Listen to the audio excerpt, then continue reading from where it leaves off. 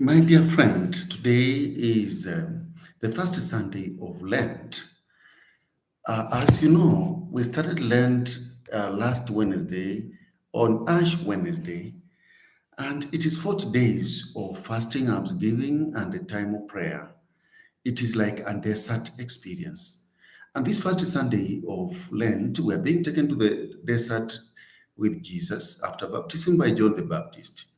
The desert experience is not just a physical desert, but it's a time of revolution, a time of change, and it's also a time of revelation. Desert, even for the people of Israel, was not just an experience of the sandy dunes in the desert, but it was also a time for their encounter with God, a time when they realized the greatness and the mightiness of God, and a time when God had time also to know and encounter his people. So these 40 days are not just days of prayer and fasting, but they are also a time of revelation from God and a time of revolution for and change for our lives. So today, our desert experience is taking us with Jesus, where Jesus is taken by God to the desert, and there he faces the devil. There are three temptations that the devil tries to tempt Jesus. And the first temptation, the devil takes Jesus and knows that Jesus is hungry and he's in need of some food. And so he tells him that he can change the stones that are there in the desert, or the mountains and the hills, and he can change them into food for his own consumption because he knew Jesus was hungry. This temptation is a temptation where Jesus is being tempted to look into himself. He's being told, don't think about anything else. Think about your hunger. You know, Frank, there is this man who wrote a book, Man's Search for Meaning. He is called Viktor Frank.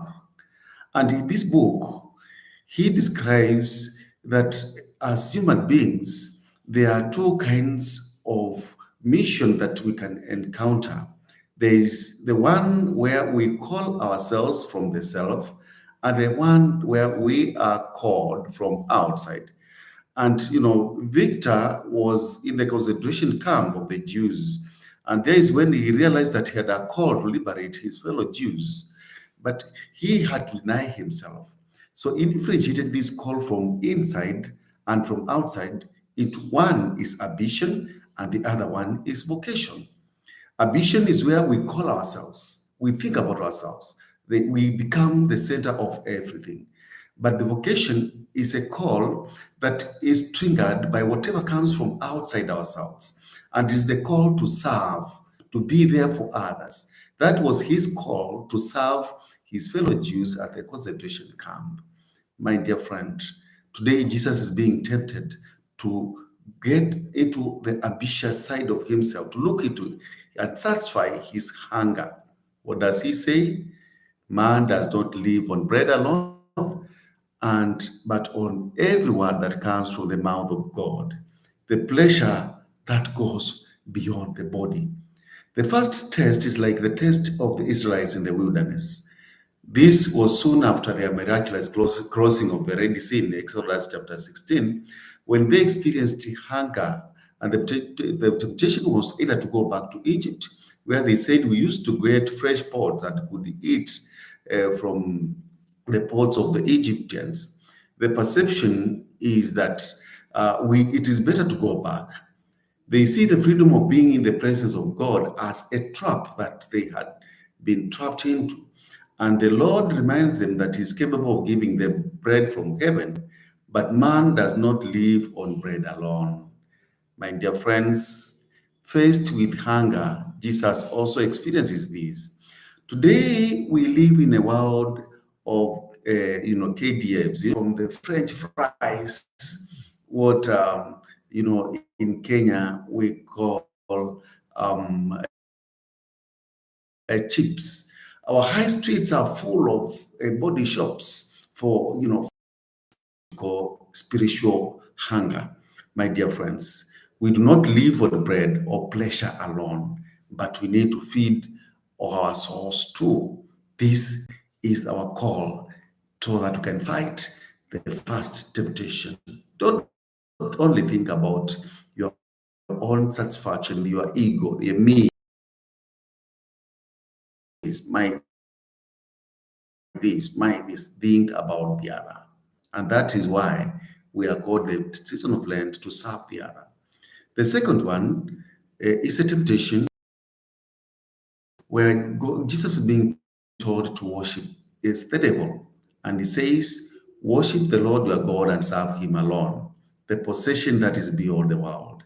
The Lord desires to lead the people of Israel to the promised land, which was a symbol of a covenant between the Lord God and the people. The promised land was a symbol of total communion with God. The people focused on the physical land, which was not even in their view, even on this day. We cannot even tell where it is. Actually, where we call the promised land, Palestine is now a center of war. It seemed a marriage. Even as Moses was on Mount Sinai, the people of Israel turned aside the way of the Lord and they worshipped a golden calf. This is in Exodus chapter 32, verse 8. The Lord reminds them that I am the Lord your God, and you shall not bow down to any other thing, but you shall bow down on the same. When faced with similar situations, to worship either devil or God, Jesus chooses to worship the Father, not any other substitute, despite the promise of possession. My dear friends, it is interesting to note that the financial district in the New York stands in a charging bull. The bull is the golden calf of today's culture, which is centered around money, profit, possessions. The temptation is to worship other gods is so strong in the contemporary culture. I hear many smart young people boast about their investment, their stock. I've put this much money in the stock, the Nairobi stock. I put this money in an investment. I have this kind of plots. I have this kind of investment and borrowing supposedly for the sake of the kingdom. I think so. I have met even one of my colleagues who tells me that he has this kind of position, this amount, this number of cows, plots, and all that. But my dear friends, what is all this? Isn't it vanity? The bull, the golden calf. In this context, this season of Lent invites us to focus on God and on Him alone. Where do you put your energy? Where do you put your money? Where do you put your, most of your talents? If what you invest in and the place you spend your money in and where you spend your energy, that is the idol that you worship. God. But Jesus says, do not put the Lord your God to test the power that is beyond magic. The devil wanted Jesus to do magic. Having been fed with manna, the people of Israel presumed that they had the right to demand the Lord for them, that he cared for them. Faced with the thirst, they demanded water. But the problem was not immediately solved. They questioned God.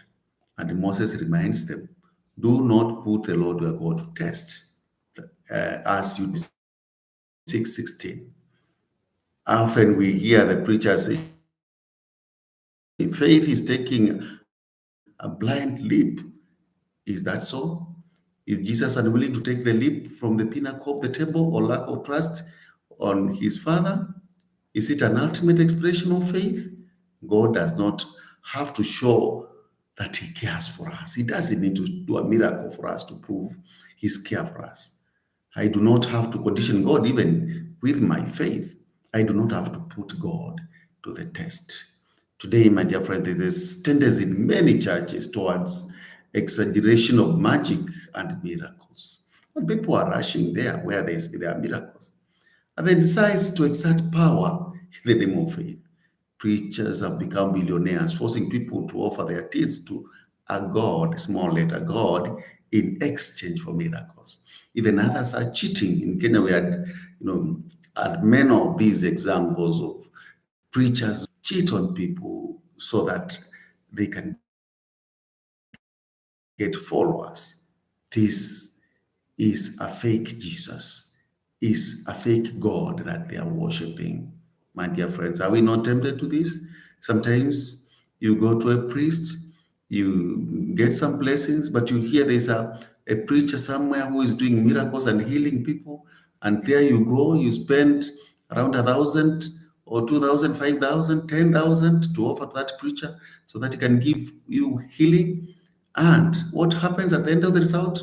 You still remain sick. You have given out your money. You can't claim it. And what happens in your main church? You don't even give tithe. Isn't that worshiping a false God? As at times we even uh, like to consult witch doctors because we don't believe in the power of God. This is when we test the power of God.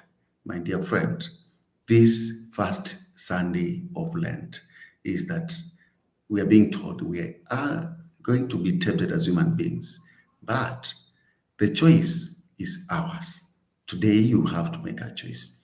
Do you follow the ways of the devil? Are you going to follow the temptation of the devil, or you are going to listen to the voice of God and follow God?